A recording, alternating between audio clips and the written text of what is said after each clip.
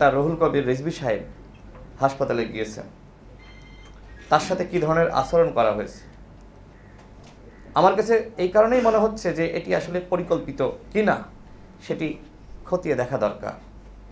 যেখানে সরকারকে প্রশ্ন করার কথা, স্বাস্থ্য উপদেষ্টাকে প্রশ্ন করার কথা, সেখানে সেই প্রশ্ন করা হচ্ছে জনাব রুহুল কবির রিজভীকে। অর্থাৎ এই ধরনের আর্টিফিশিয়াল অনেক কিছু হয়তো আমাদের সামনে দেখা লাগবে। প্রধান উপদেষ্টার পদত্যাগ, দেখেন যে দায়িত্ব তিনি গ্রহণ করেছেন, তিনি কি তার দায়িত্ব শেষ না করে পদত্যাগ করতে পারেন? কোনোভাবেই তিনি পদত্যাগ করতে পারেন না। আচ্ছা, ধরে নিলাম যে তিনি বয়সজনিত কারণে পদত্যাগ করতে চাচ্ছেন বা পারতেছেন না এই দায়িত্ব সামলাইতে, তাহলে এই কথাগুলো আমাদের সামনে, জাতির সামনে কে বলবেন?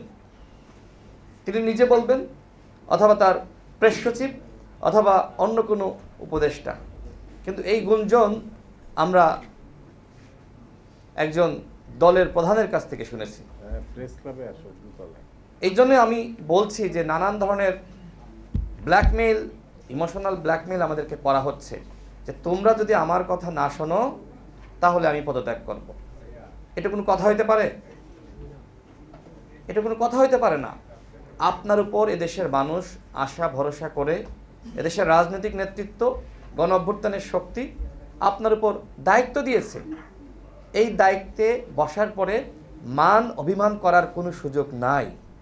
আপনি যদি এখন বলেন যে আমার সমালোচনা করা যাবে না, এই কথা তো আওয়ামী লীগের আমলেও আওয়ামী লীগের নেতারা বলতো যে শেখ হাসিনার সমালোচনা করা যাবে না।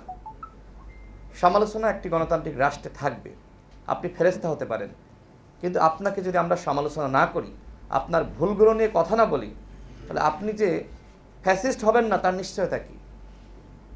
এই কারণেই রাজনৈতিক নেতৃত্ব মানবিক করিডর নিয়ে সমালোচনা করেছে, রোহিঙ্গা ফেরত পাঠানো নিয়ে যে মিথ্যাচার সেটি নিয়েও সমালোচনা করেছে।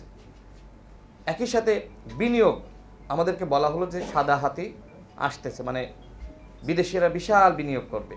এই ধরনের ভঙ্গুর রাষ্ট্র যেখানে একের পর এক আন্দোলন, সেখানে বিদেশিরা বিনিয়োগ করবে, মানে এত সুন্দর প্রেজেন্টেশন আমাদের সামনে দেখানো হলো, মনে হলো যে এক বছরের মধ্যে বাংলাদেশ, আমেরিকা, ইউরোপ হয়ে যাবে।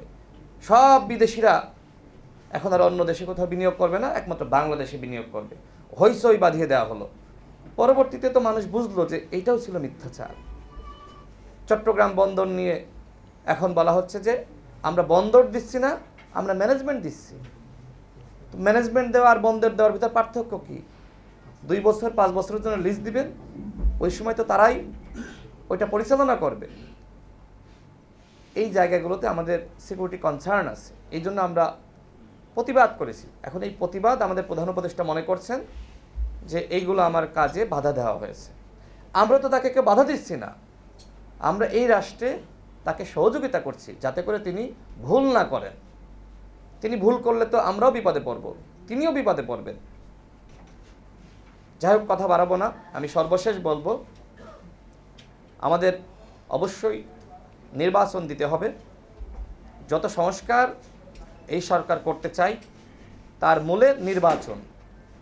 নির্বাচনবিহীন আপনি সংস্কার, সেটা লবণ ছাড়া তরকারির মতন।